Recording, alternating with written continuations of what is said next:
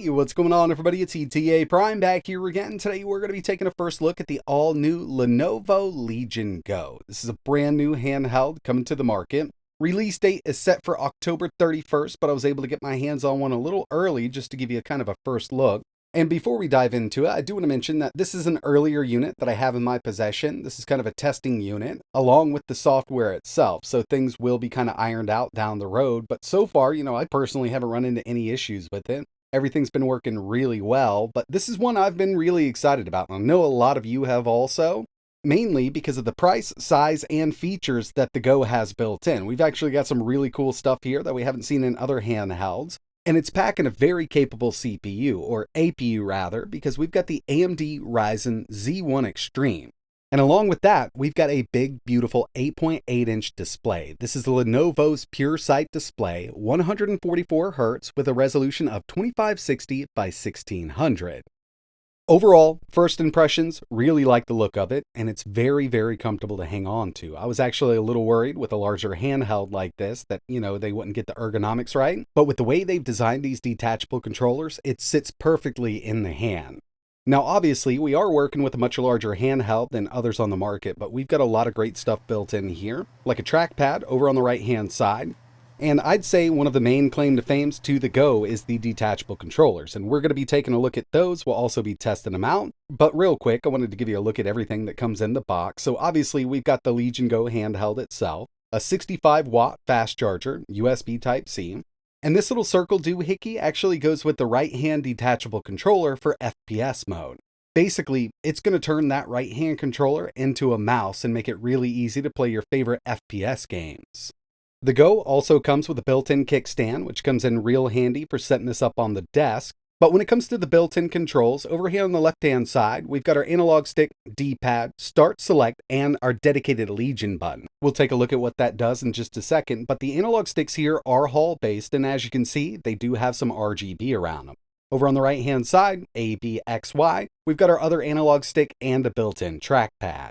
Up top, we've got our shoulder buttons and our linear triggers, power button, and our volume buttons. Now, when it comes to I/O, as you can see, we've got a 3.5mm audio jack, micro SD card reader, and this is good up to a 2 terabyte card, and one USB 4 port over here. It is 40 gig protocol, so you can easily connect an eGPU. And moving around to the bottom, we've got another full function USB 4 port. Now, when it comes to the specs of the Legion Go, like I mentioned, for that APU, we've got the AMD Ryzen Z1 Extreme. These cores are based on Zen 4. We've got 8 cores, 16 threads, a base clock of 3.3 GHz, and a boost up to 5.1.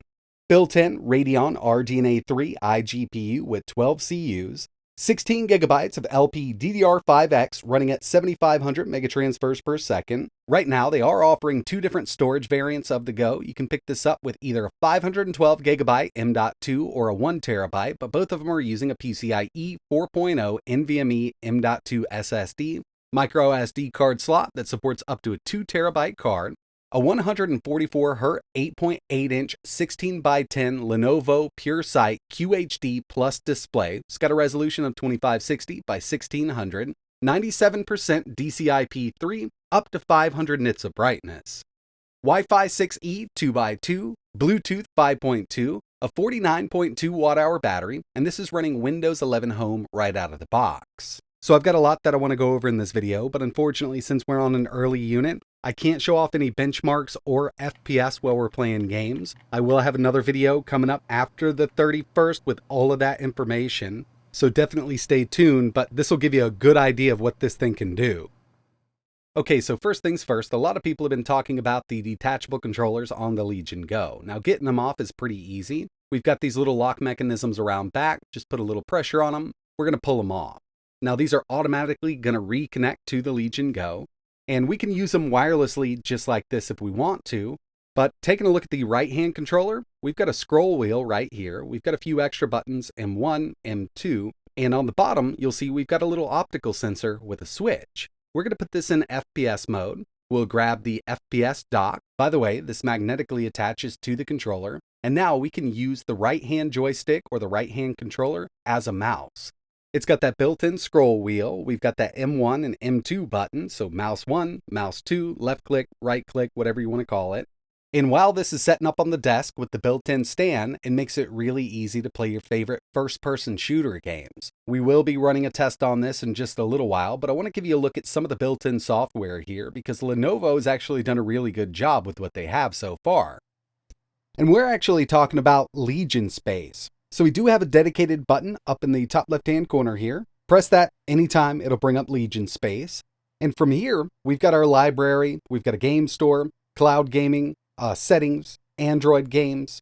But we're going to start off here from settings. And at the top, we've got general. From here, it'll give us a version of Legion Space. We can set up a 24-hour clock. Next up, performance, thermal mode, couple presets to choose from. OS power mode. From here, we can actually go up to 30 watts. Set the fan to full speed. Turn on Radeon Super Resolution from here. Down the list, network, Bluetooth, display, voice. This does have dual microphones built in, so you can voice chat while you're gaming. We can totally customize the built-in controls from here. We can set the dead zones, vibration intensity. Basically, if you want to customize your button layout, you can do it from Legion Space. And again, I do want to mention this is early software, so things may change. I know we'll have some additions in the future to this. Moving down to customize, from here we can change the RGB around the analog sticks there. We can basically change it to any color. There are a few presets built in. We can also change the brightness. Disk space, screenshots. We can also change our download location. And from the main menu, you might have noticed we've got Android games. Basically, this is going to open up the Microsoft Store. We can download the Amazon App Store right here, so we can play Android games directly on this device.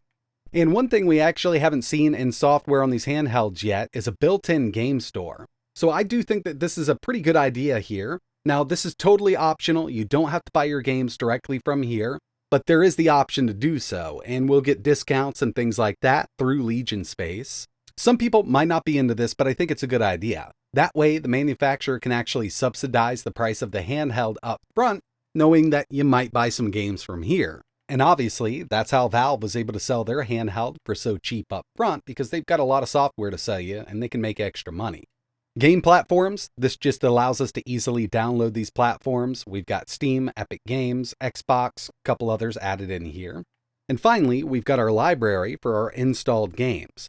At the time of making this video, I haven't found a way to change the box art here, but I'm sure that'll be added down the road. I mean, they're definitely going to be working on Legion Space, adding new features as they're kind of requested and the community gets their hands on these. But yeah, really glad to have some type of software in here for kind of full customization of the handheld. Plus, we've got a game launcher. We can start our games directly from here. Or, if you just want to use the desktop interface for Windows, you can always do that. Now, obviously, we've got a gaming handheld here, and I want to get into that. The first thing I wanted to show off was FPS mode. Okay, so we saw how these detach from the console. We've got that magnetic FPS adapter. Just goes right there on the desk. Initially, seeing this online, I thought it was a cool idea. I didn't know how much I'd use it until I used it. Took me a couple minutes to get used to it, but I've tested it out with a few games. Borderlands 3, Cyberpunk 2077, and here we have Doom Eternal. This works way better than I thought it would, and it's really fun to use. Now, I could definitely see myself connecting this to a larger display, but of course we've got a big 8.8-inch display here, which is kind of plenty just setting it up on the desk here in FPS mode. Initially, thought it was kind of gimmicky, but I'm getting used to it and I really do enjoy it. I think it's a big departure from what other handheld manufacturers are doing, and I think it's a really cool idea. A lot of people might really enjoy using FPS mode here with the Legion GO. Okay, so we saw the overall Legion Space interface, but over here on the right-hand side, we've got another button. In-game, we can press this anytime. This is going to bring up our quick settings. We can change the volume, brightness, resolution, our performance mode, fans. We can change the RGB. It's also got a built-in status menu with a lot of useful information. And again, this can be brought up at any time, but we've got another little section here. Pressing the button twice will bring up our smaller Legion Space over on the left-hand side. Give us what's running in the background. We can start up a different application directly from here. Manage our downloads. We can go into our full settings inside of Legion Space from here. So yeah, this also comes in really handy. But on screen right now, we've got Forza Horizon 5. I'm at 1200p medium settings. We're in performance mode. And like I mentioned with this early video, I can't show you what FPS this is running at, but I can tell you it's well over 60. Now we've got these linear triggers around back, and they're awesome for racing games. Full control over the gas and brake. Really love this for drifting and especially launch control in games like Forza Horizon or Forza Motorsports. After the 31st of October, I can release benchmarks and everything like that. But yeah, I mean, performance is really good here with this Ryzen Z1 Extreme.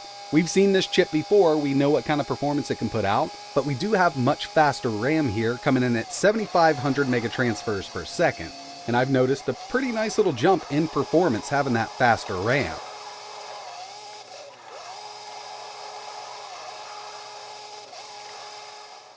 Next up, I wanted to show you a little Cyberpunk 2077 performance here, and we are at 1200p. I love the built-in controls here. Analog sticks feel great, triggers around back are really nice. We've got full control from Legion Space, but one thing that kind of threw me off was the D-pad here. It's not using a conductive pad, it's using dome switches, and I really wanted to see how it was with fighting games. So next up, we've got Street Fighter 6, just to kind of test out this D-pad. Personally, I don't have anything against D-pads that use dome switches. There's actually some really good ones out there. I just prefer having a conductive pad. I'm just used to it. It feels a little better to me. This one here does feel a bit stiff because there's not a lot of give to it. Those dome switches they used aren't very tall, I'm guessing, but I can pull these moves off. Would have been nice to have a little more roll to it, but yeah, I mean, it is a usable D-pad. It's not bad at all. And again, I don't have anything against these with the dome switches. One of my favorites is actually the PS Vita, but you can see right here, not a lot of give to the D-pad itself.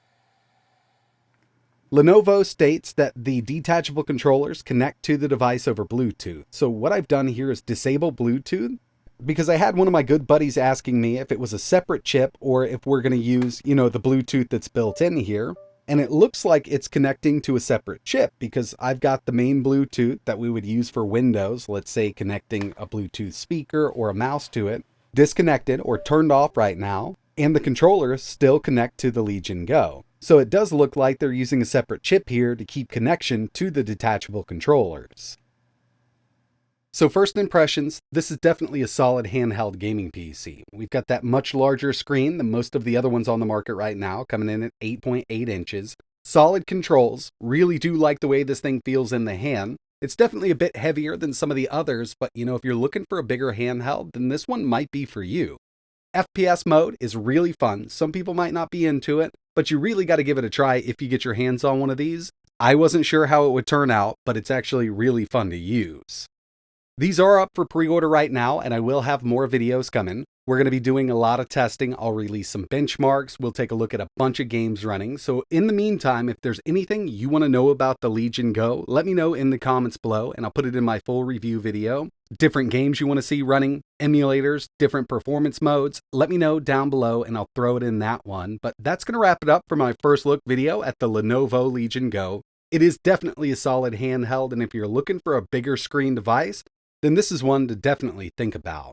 Now, I'll leave some links down below if you're interested in learning a little more, maybe pre-ordering it. But that's it for this one. Like always, thanks for watching.